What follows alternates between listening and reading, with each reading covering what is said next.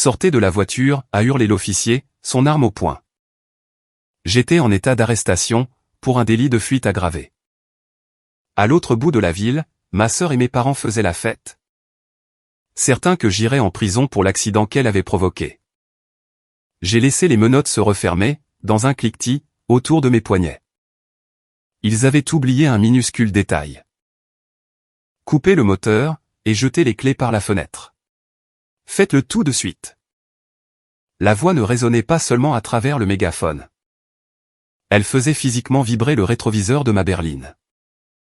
Je n'avais pas besoin de regarder derrière moi, pour savoir combien ils étaient. L'intérieur de ma voiture était complètement inondé par un mélange aveuglant, stroboscopique. De lumière cramoisie et saphir. Cette lueur blafarde effaçait le tableau de bord, projetant des ombres longues et déchiquetées. Sur le volant en cuir. Montrez-moi vos mains. Gardez-les bien en évidence. J'ai lentement levé les mains, pressant mes paumes à plat, contre la vitre froide du pare-brise. Mon pouls était régulier. Je ne ressentais pas cette montée d'adrénaline frénétique, presque suffocante, qui accompagne généralement un contrôle routier à haut risque. Au lieu de cela, un sentiment de clarté profond, presque clinique, a envahi mon esprit. Avec votre main gauche, ouvrez la porte par l'extérieur. Sortez lentement. J'ai baissé la vitre. L'air glacial de la nuit a frappé mon visage, transportant l'odeur vive, presque métallique, de la pluie sur l'asphalte chaud, ainsi que le bourdonnement lourd de 3 voitures de police au ralenti. J'ai tiré la poignée extérieure, et j'ai poussé la lourde portière. Le gravier a crissé bruyamment sous mes bottes, alors que je posais le pied sur le bord glissant de l'autoroute. Instantanément, 3 projecteurs LED de haute intensité m'ont cloué dans l'obscurité. J'ai plissé les yeux face à cet éblouissement, distinguant les silhouettes de 3 agents à couvert, derrière leurs portières ouvertes. Leurs armes de service dégainaient et pointaient directement sur ma poitrine. Le point rouge d'un viseur laser dansait de façon erratique, au centre de mon manteau. Retournez-vous. Croisez les doigts derrière votre tête. Marchez à reculons. En direction de ma voix. J'ai suivi les instructions, avec la précision fluide d'un fantôme. J'ai tourné le dos aux armes chargées, j'ai croisé les doigts, et j'ai fait des pas lents, très mesurés, vers l'arrière. L'officier en chef n'a pas attendu que j'atteigne son véhicule.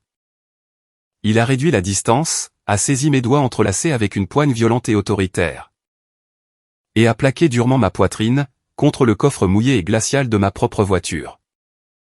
Le cliquetis lourd, implacable. Des menottes en acier Smith et Wesson mordant dans mes poignets a résonné, incroyablement fort, par-dessus les grésillements des radios de la police. Vous êtes en état d'arrestation. Pour un délit de fuite aggravé ayant entraîné des blessures corporelles graves. A grogné l'officier à mon oreille, son souffle chaud contre mon cou, tandis qu'il palpait agressivement les poches de mon manteau, à la recherche d'une arme. Vous avez le droit de garder le silence. Tout ce que vous direz pourra, et sera retenu contre vous devant un tribunal.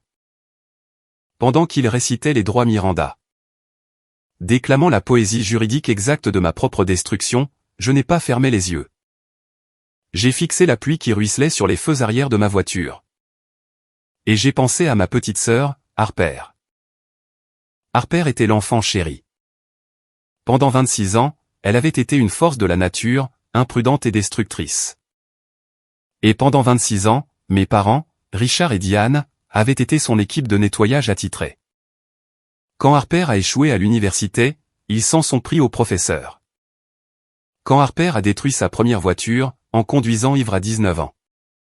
Mon père a engagé l'avocat de la défense le plus impitoyable de l'État, pour faire effacer l'infraction. Il a payé les honoraires en vidant discrètement le fonds d'études que mes grands-parents m'avaient laissé. Moi, j'étais l'indépendante, la discrète. Celle qui avait déménagé à 3 États de là. Qui s'était bâti une carrière en béton en tant qu'analyste de données senior pour une entreprise de logistique privée. Et qui s'était isolée de façon permanente, loin de leur chaos toxique et complaisant. Jusqu'à il y a 3 jours. Ma mère avait orchestré un dîner de réconciliation familiale. dans un restaurant haut de gamme du centre-ville. Elle prétendait que je leur manquais, qu'Harper avait enfin mûri. Et qu'elle reprenait sa vie en main avant son mariage imminent. Avec l'héritier d'un empire immobilier local. J'aurais dû m'en douter. Pendant le dîner, Harper m'avait serré fort dans ses bras. Pleurant des larmes théâtrales sur mon épaule. Elle ne s'excusait pas. Elle était en train de me faire les poches, pour voler mon permis de conduire de rechange. Dans la doublure intérieure de mon trench coat. Ce soir, à 21h14 exactement, Harper s'était mise au volant du lourd SUV de son fiancé. Complètement ivre, et avait percuté de plein fouet une fourgonnette civile. À une intersection en croix. Elle n'est pas restée dans les parages. Pour vérifier si la famille coincée dans la ferraille broyée respirait encore. Elle a pris la fuite à pied. Mais avant de s'enfuir dans l'obscurité, elle a exécuté un chef-d'œuvre de trahison familiale. Elle a jeté mon permis de conduire volé, sur le plancher côté conducteur. 10 minutes plus tard, ma mère a appelé le commissariat depuis un téléphone jetable anonyme. Signalant qu'elle avait vu une femme correspondant exactement à ma description. Conduire de manière erratique près des lieux de l'accident. Cette fois-ci, ils ne se contentaient pas de couvrir l'erreur d'Harper. Ils étaient en train de me piéger, de façon active. Ils sacrifiaient ma liberté, mon casier judiciaire vierge, et ma carrière. Tout cela pour que le mariage à $1 million d'Harper ne soit pas gâché. Par une peine de 10 ans de prison. En ce moment même, à l'autre bout de la ville, ils étaient probablement tous les trois assis dans l'immense salon de mes parents. Ils devaient boire du cabernet, tremblant de soulagement. Absolument certains que la police venait de verrouiller la cage. Autour de leur parfait bouc émissaire. L'officier a terminé sa fouille, m'a attrapé par les biceps. Et m'a fait pivoter pour me faire face. Il était jeune. Son visage était crispé par le dégoût, et il me regardait comme si j'étais un monstre. Quelqu'un qui venait d'abandonner une famille innocente. La laissant se vider de son sang sur l'asphalte. Avez-vous compris les droits que je viens de vous lire, a-t-il exigé. Il s'attendait à ce que je panique. Il attendait de moi que je pleure, que je fasse de l'hyperventilation. Que je hurle que c'était ma sœur, et que je le supplie de croire à une histoire farfelue. De vol d'identité et de coups montés. Il s'attendait à la réaction chaotique, désordonnée. D'un chauffard coupable réalisant que sa vie était finie. Je n'ai rien fait de tout cela. La pluie frappait mon visage. Les lumières rouges et bleues peignaient la chaussée détrempée. Avec des couleurs violentes et clignotantes. Et, debout dans ce froid glacial, solidement menotté sous la menace d'une arme. Face à une peine minimale obligatoire de 10 ans de prison, j'ai souri. Ce n'était pas un sourire de folle. C'était le sourire terrifiant, et silencieux. D'un joueur d'échecs qui vient de regarder son adversaire avancer son roi, avec confiance. Droit sur une mine antipersonnelle. Car ma famille avait passé des jours, à concevoir méticuleusement un coup monté physique parfait. Mais ils étaient profondément, incroyablement ignorants. Quant à la nature exacte de ce que fait vraiment une analyste de données senior, pour gagner sa vie. La banquette arrière, en plastique dur moulé, de la voiture de police. Avait été spécifiquement conçue pour offrir un maximum d'inconfort physique. Mes mains étant étroitement menottées dans le dos, chaque nid de poule et chaque virage serré. Lors de ce trajet de 20 minutes jusqu'au commissariat. Envoyait une onde de choc rigide et douloureuse, le long de ma colonne vertébrale.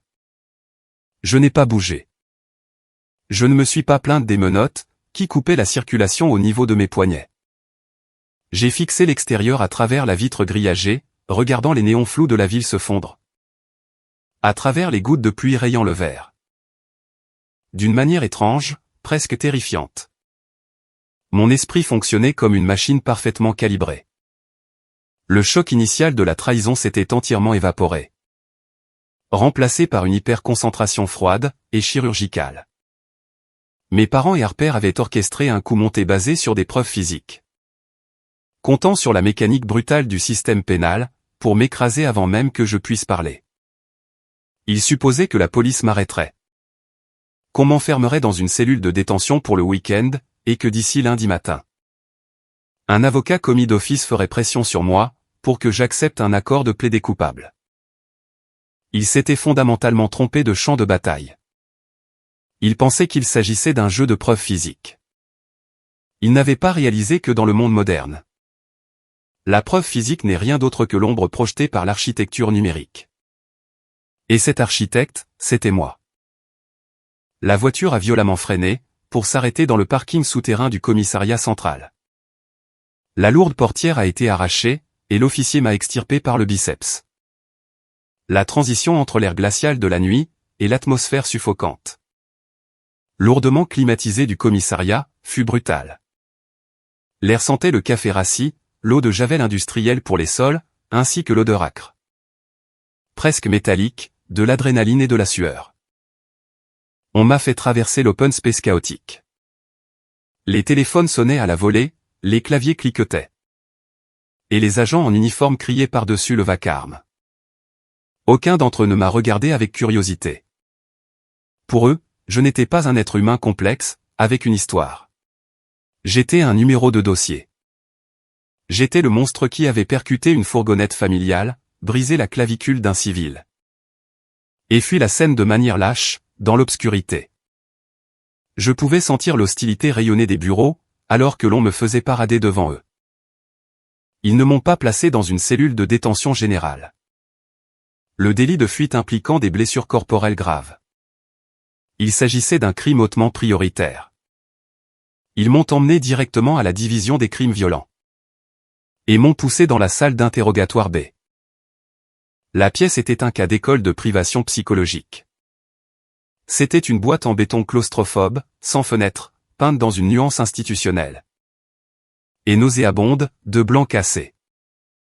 Un seul tube fluorescent, d'une luminosité violente, bourdonnait avec colère au-dessus de ma tête. Au centre de la pièce, se trouvait une table en acier vissée au sol, accompagnée de 2 chaises en aluminium lourdement éraflées. L'un des murs était entièrement dominé par un immense miroir sans teint, parfaitement propre. L'officier m'a poussé sur la chaise la plus éloignée de la porte. Il a détaché mes menottes, pour immédiatement rattacher mon poignet droit à un lourd anneau en fer, soudé directement au centre de la table en acier. « Restez là », a-t-il marmonné, sans me regarder dans les yeux. La lourde porte en métal a claqué derrière lui. Le peine dormant s'est enclenché avec un claque fort, définitif. Puis, le jeu de l'attente a commencé. C'est la procédure policière standard. Elle est conçue pour laisser l'isolement, et le compte à rebours. Éroder la santé mentale du suspect. Il vous laisse seul dans cette pièce glaciale, afin que votre imagination puisse vous torturer avec des visions de peine de prison. L'objectif étant de briser vos défenses psychologiques, avant même que l'inspecteur ne franchisse la porte. Mais je n'ai pas paniqué. Je n'ai pas pleuré, et je n'ai pas fixé le miroir sans teint, avec anxiété. Je suis resté parfaitement immobile, régulant ma respiration, et ramenant ma fréquence cardiaque au repos, à une base de 60 battements par minute. Mentalement, j'ai cartographié l'architecture réseau exacte des tours cellulaires locales, les taux de rafraîchissement GPS des SUV de luxe modernes, et les protocoles de synchronisation biométrique de mes appareils personnels. J'étais en train de construire la potence pour ma famille, ligne de code par ligne de code. Dans ma tête. 45 minutes plus tard, le peine dormant a claqué pour s'ouvrir. Un homme, dans un costume gris bon marché et froissé, est entré, portant un épais dossier couleur manille, et un gobelet en polystyrène rempli de café noir. Il avait des cernes sous les yeux, et adoptait la posture épuisée, cynique, d'un homme qui a passé 20 ans à écouter des coupables lui mentir en plein visage. Il ne s'est pas présenté. Il a tiré la chaise face à moi, les pieds métalliques crissant durement contre le lino. Et s'est assis. Il a balancé le dossier, au centre de la table. « Je suis l'inspecteur Vance », a-t-il dit, d'une voix basse, rocailleuse et monotone. Il a pris une lente gorgée de son café, les yeux fixés sur moi, tel un prédateur évaluant un animal blessé. « Vous voulez me dire pourquoi vous êtes assise dans mon commissariat ce soir, Maya ? » « J'imagine que vous allez me le dire, inspecteur, ai-je répondu, ma voix parfaitement posée. dépourvu de toute émotion, ou de la moindre vibration. La mâchoire de Vance s'est contractée. Il n'aimait pas l'absence absolue de peur, dans mon regard. Cela brisait le scénario auquel il était habitué. Il a ouvert le dossier. Ce soir, à 21h14, un SUV de luxe noir a brûlé un feu rouge. À l'intersection de la 4e et de Helm, a déclaré Vance, en se penchant en avant. Envahissant mon espace physique. Il a percuté de plein fouet une Honda Odyssey. Transportant une famille de 4 personnes. La mère est actuellement en salle d'opération. Avec un poumon perforé. Le conducteur du SUV n'a même pas effleuré les freins. Il a accéléré. A roulé sur 2 pâtés de maison jusqu'à ce que le radiateur explose, puis a abandonné le véhicule. Fuyant à pied dans les ruelles résidentielles. Il a glissé la main dans le dossier, et en a sorti un épais sac à preuve en plastique. Il l'a claqué sur la table en acier, juste devant moi. À l'intérieur de ce sac, se trouvait mon permis de conduire officiel. Les premiers agents sur place ont trouvé ceci, posé sur le plancher du côté conducteur. A dit Vance, sa voix tombant dans un murmure dur, accusateur. 10 minutes plus tard, nous avons reçu l'appel anonyme au 911, d'un citoyen inquiet. Ayant vu une femme correspondant exactement à votre description. S'enfuir en courant des lieux de l'accident. Nous avons vérifié les plaques du SUV. Il est enregistré au nom d'une agence immobilière locale. L'agence exacte que possède le fiancé de votre sœur. Le lien de votre famille avec ce véhicule est indéniable. Vance s'est adossé à sa chaise, en croisant les bras. Il avait posé son piège. À présent, il attendait que je marche dedans. Nous avons votre pièce d'identité. Nous avons un témoin oculaire. Nous avons le véhicule. A poursuivi Vance, basculant dans la routine du gentil flic compréhensif. Je sais comment ça se passe. Maya. Vous avez bu 1 ou 2 verres de trop. Vous avez fait une erreur. Vous avez paniqué. Si vous passez aux aveux maintenant. Si vous montrez des remords. Le procureur pourrait abandonner la peine maximale. Mais si vous me mentez. Et que vous m'obligez à fouiller dans les images des caméras de rue pour le prouver. Je veillerai personnellement à ce que vous fassiez vos 10 ans de prison. Pour avoir presque tué cette famille. Il s'est tu. La pièce est devenue d'un silence de mort, à l'exception du bourdonnement colérique du néon. Au-dessus de nos têtes. Il s'attendait à ce que j'exige un avocat. Il s'attendait à ce que je hurle que ma sœur m'avait volé mon identité.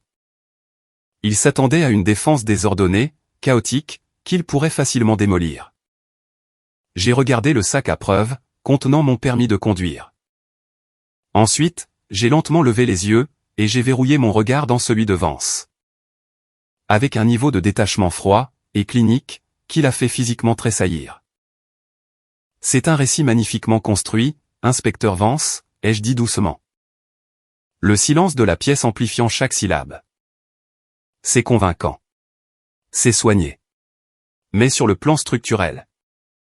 C'est un échec catastrophique. Vous n'avez pas une affaire de délit de fuite. Assise devant vous. Vous avez affaire à une conspiration massive, et coordonnée. Visant à commettre un parjure, à piéger une civile innocente, et à entraver une enquête fédérale. Vance s'est moqué, en secouant la tête. Gardez les théories du complot pour votre avocat commis d'office. Je n'ai pas besoin d'un avocat commis d'office, les jeux interrompus. Ma voix descendant d'une octave, portant le poids absolu, et intransigeant. D'une analyste de données senior sur le point de disséquer un système défectueux. J'ai besoin que vous ouvriez la boîte en carton. Contenant les effets personnels que vos agents ont confisqués de mes poches. Lors de mon arrestation. Parce qu'à l'intérieur de cette boîte se trouve mon smartphone crypté. Et à la seconde où vous me le remettrez. Je vais vous fournir les coordonnées GPS exactes, les données biométriques de fréquence cardiaque.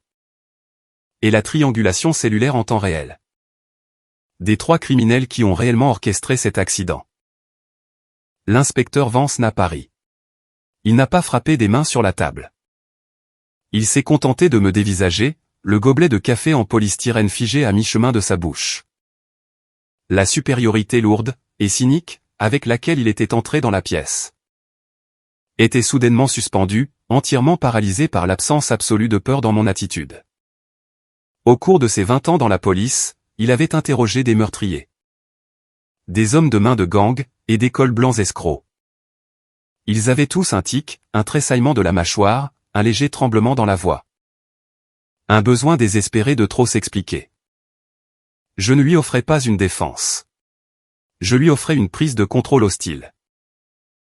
Vous pensez que je vais remettre à une suspecte criminelle son appareil personnel, non fouillé et sans mandat, au beau milieu d'un interrogatoire proche de l'homicide?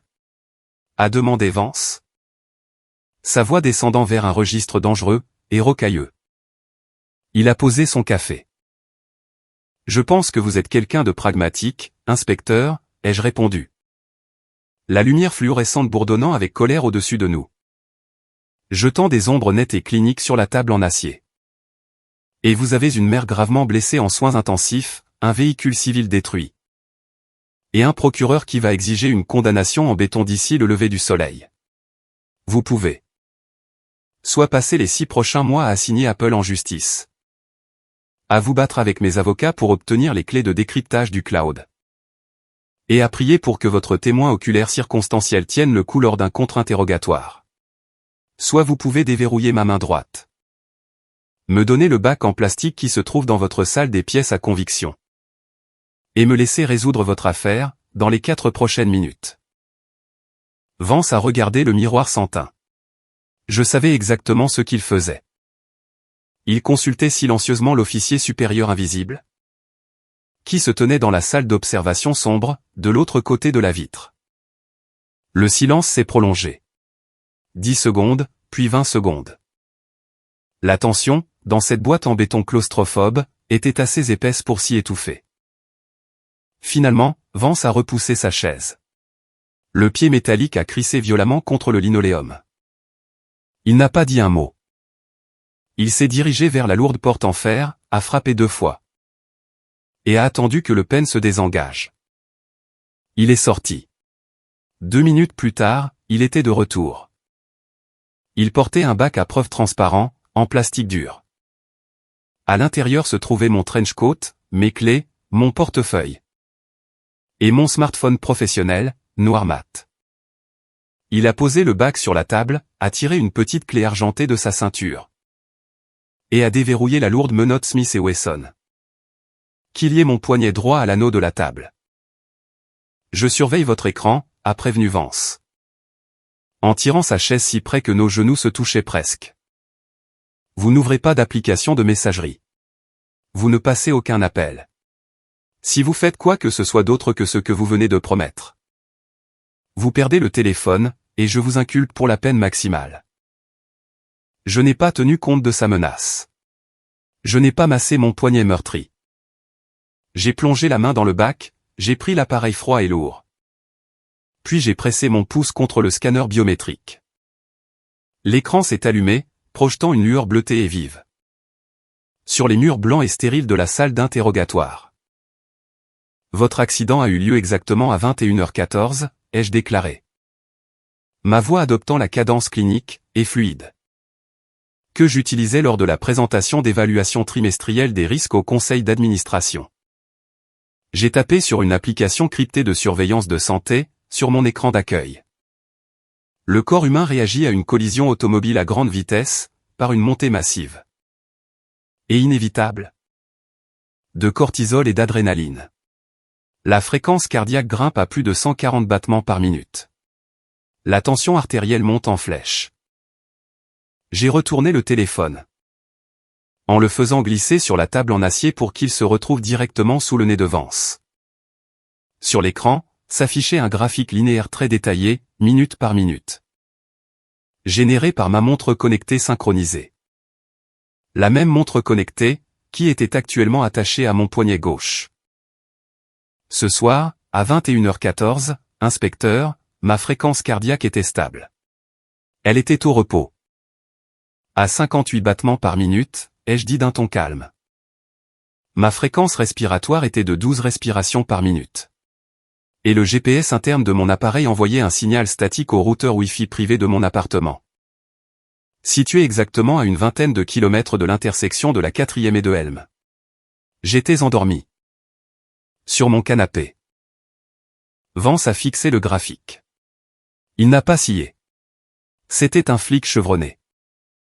Il savait que la télémétrie des montres connectées était de plus en plus utilisée par le FBI. Pour établir des alibis irréfutables dans des affaires d'homicide. Ce n'était pas que des données. C'était une prévention biologique contre le parjure.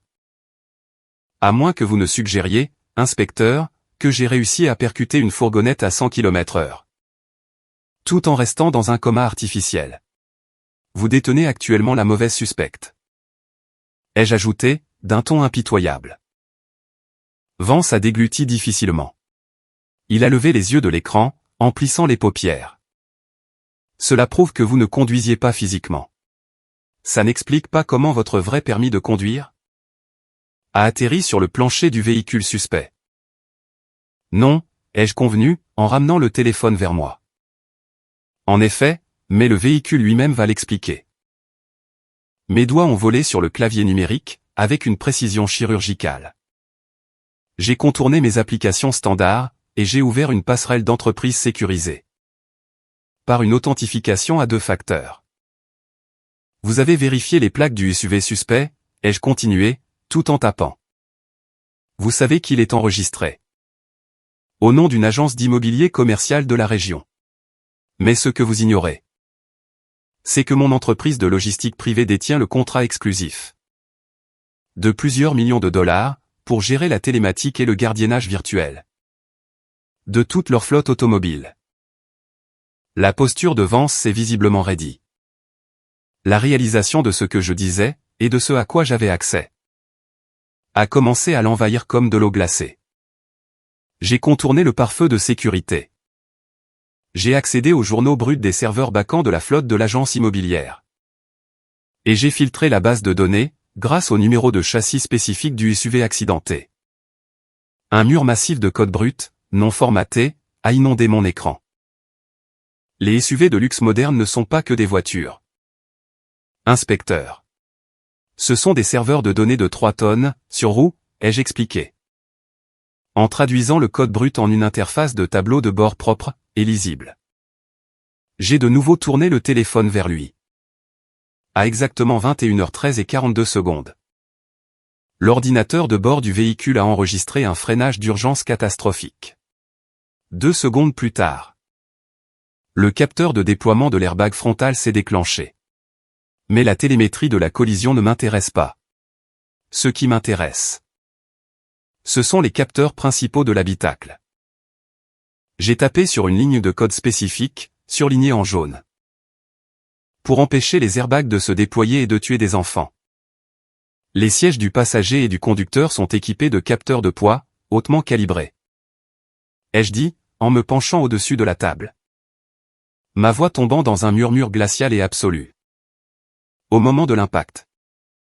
Le capteur de poids du siège conducteur a enregistré exactement 52 kg de masse cinétique. Je mesure un M75. Inspecteur, et je pèse 64 kg. Mais ma petite sœur Harper, qui est actuellement fiancée à l'héritier de l'agence immobilière possédant ce véhicule précis, mesure un M57, et pèse très exactement 52 kg. Vance a complètement cessé de bouger.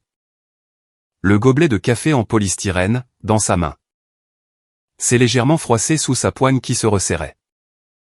Cette affaire criminelle, qui aurait pu faire sa carrière, était en train de se désintégrer sous ses yeux, remplacée par quelque chose de beaucoup plus sombre.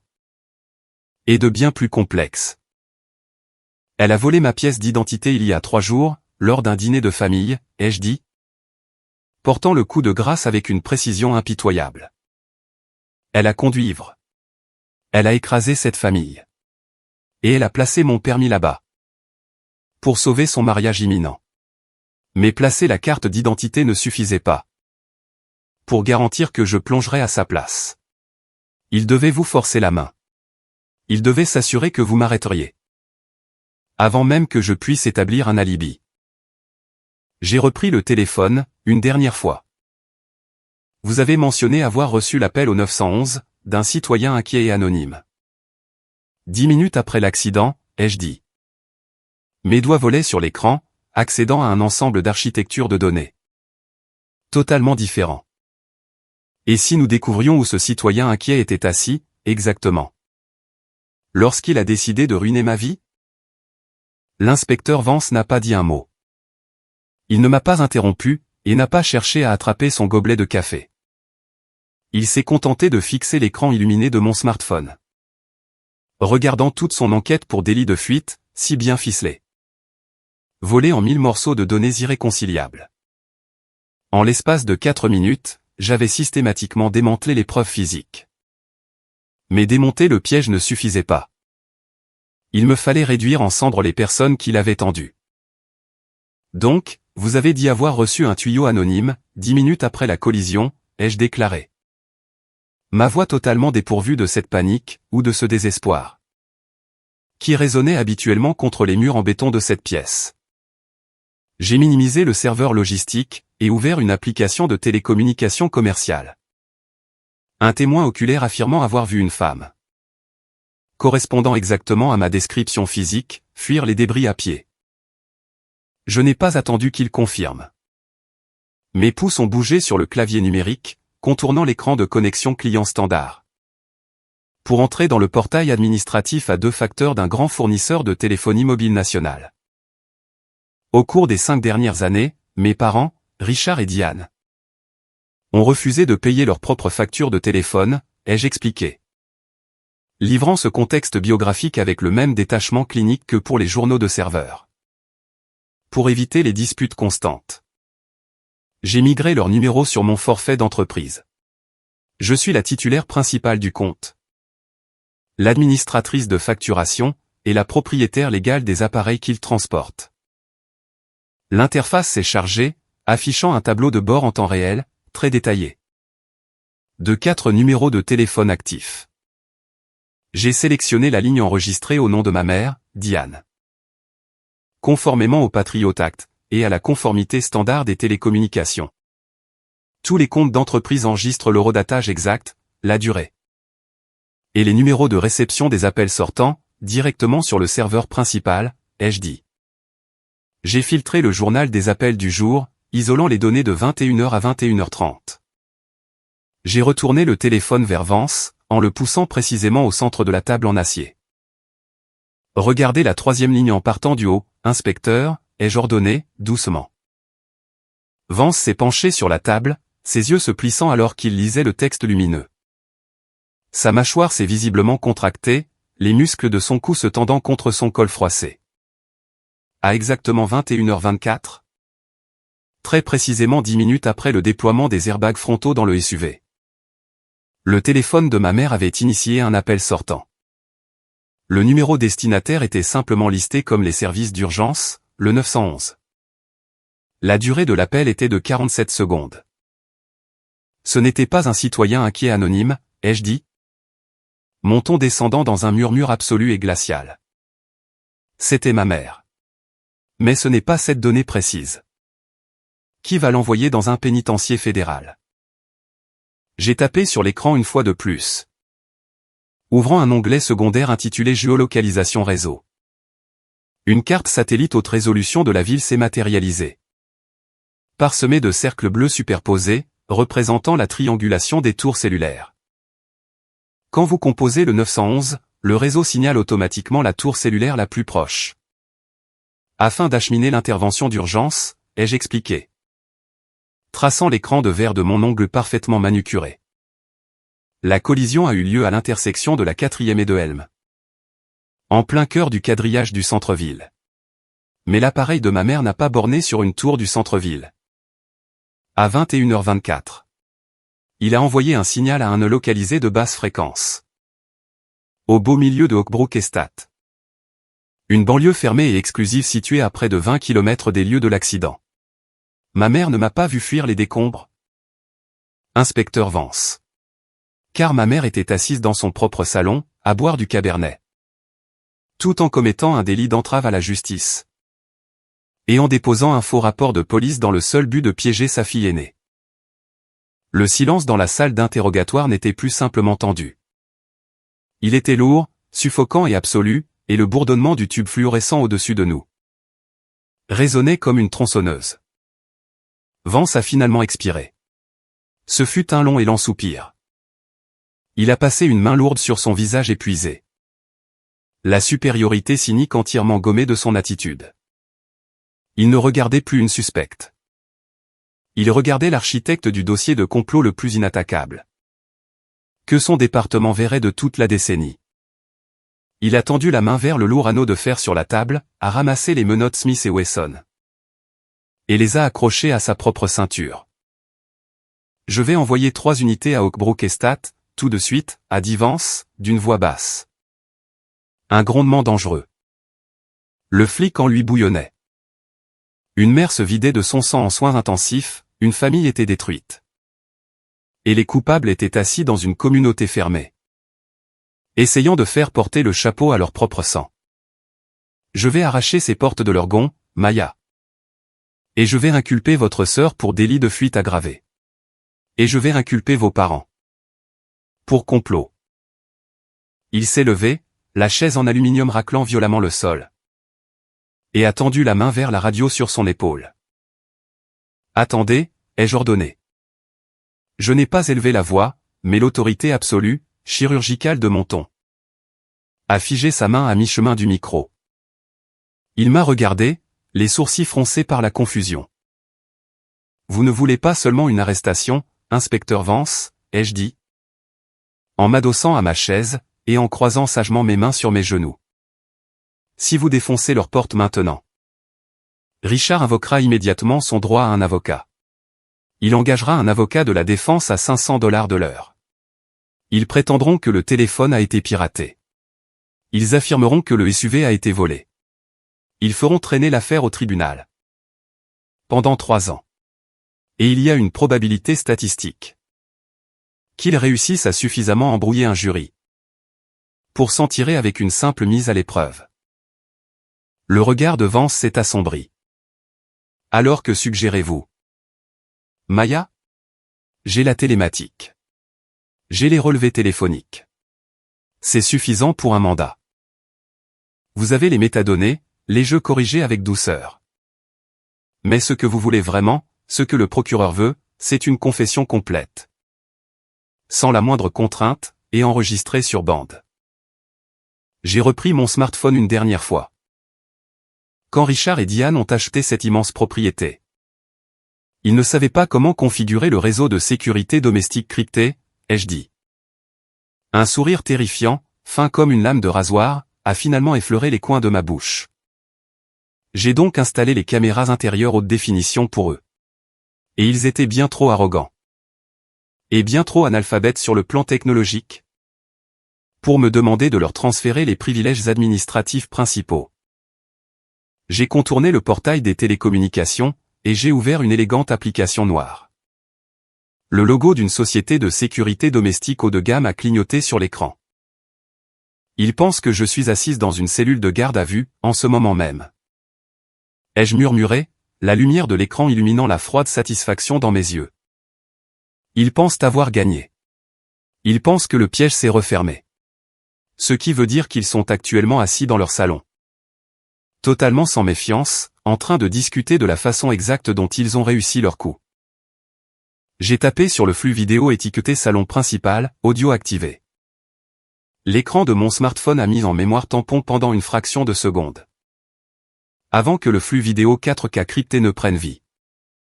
Le contraste, entre la salle d'interrogatoire stérile, d'une luminosité écœurante, et le luxe chaleureux, éclairé de teintes ambrées, de l'immense salon de mes parents dans le Connecticut, était saisissant. La caméra cachée, nichée discrètement à l'intérieur d'un thermostat numérique sur le mur du fond, capturait la pièce entière avec une précision grand angle impeccable. L'audio était d'une pureté cristalline, captait le crépitement de la cheminée à gaz. Et le silence lourd, terrifié, de 3 personnes coupables. L'inspecteur Vance s'est penché si près, que je pouvais entendre sa respiration superficielle. Ses yeux étaient rivés sur le verre lumineux. Sur l'écran, mon père, Richard, faisait les 100 pas le long d'un énorme tapis persan. Il tenait un verre de scotch en cristal. Ma mère, Diane, était assise sur le bord d'un canapé en cuir sur mesure. Le visage enfoui dans ses mains. Et juste en face d'elle, se trouvait Harper, l'enfant chéri, ma petite sœur. Elle portait encore la coûteuse robe en soie qu'elle arborait lors du dîner de famille. Il y a 3 jours, et son maquillage était étalé sur ses joues. Arrête de pleurer, Harper. Arrête, c'est tout, a lâché Richard. Sa voix résonnant nettement à travers le haut-parleur du téléphone. C'est fait. La police a la pièce d'identité. Ils ont l'appel téléphonique de Diane. La boucle est bouclée. Et si Maya leur disait tout, a sangloté Harper, sa voix n'étant qu'un gémissement pathétique. Et tremblant. Elle a ramené ses genoux contre sa poitrine. Et si elle demande un avocat? Et si elle prouve qu'elle n'était pas dans le SUV? Elle dormait dans son appartement, Harper, a presque crié Diane. Écartant les mains de son visage. Elle vit seule. Elle n'a aucun témoin. C'est sa pièce d'identité physique sur les lieux d'un accident catastrophique. Contre sa propre parole. La police se moque bien d'une analyste de données. Qui prétend qu'elle était au lit? Ce qui les intéresse. Ce sont les preuves physiques. D'ici lundi matin, ma chérie. Un avocat commis d'office la forcera à accepter un accord de plaidé coupable. La mâchoire de Vance s'est visiblement crispée. Les muscles de son cou se tendant contre son col. Il regardait 3 civils riches et arrogants raconter. De manière détendue, la mécanique exacte d'un complot fédéral. Ils ignoraient complètement que l'inspecteur principal, en charge de l'affaire, les regardait en direct. Je devais utiliser son permis, papa, a murmuré Harper, le regard vide fixé sur la cheminée. Si je suis arrêté pour un délit de conduite en état d'ivresse. Le mariage est annulé. La famille Brox rompra les fiançailles immédiatement. Je perdrai tout. Tu ne perds rien du tout, a dit Richard, prenant une longue et arrogante gorgée de son scotch. Il s'est approché, et a posé une main sur l'épaule d'Harper. Maya est forte. Elle est froide. Elle peut survivre à quelques années. Dans un établissement à sécurité minimale. Sa carrière est déjà faite. Tu as besoin de ce mariage. Harper. Nous avons fait ce que nous devions faire. Pour protéger la famille. La police est probablement en train de l'enregistrer dans une cellule de détention. En ce moment même. Je n'ai pas souri. Je n'ai pas regardé Vance, pour chercher son approbation.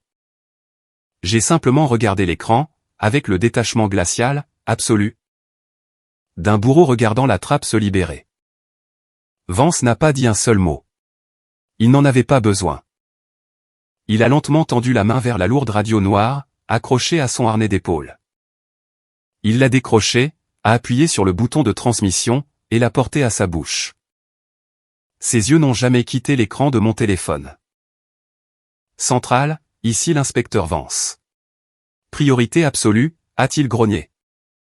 Sa voix résonnant comme un grondement bas, mortel, qui a rempli la boîte en béton.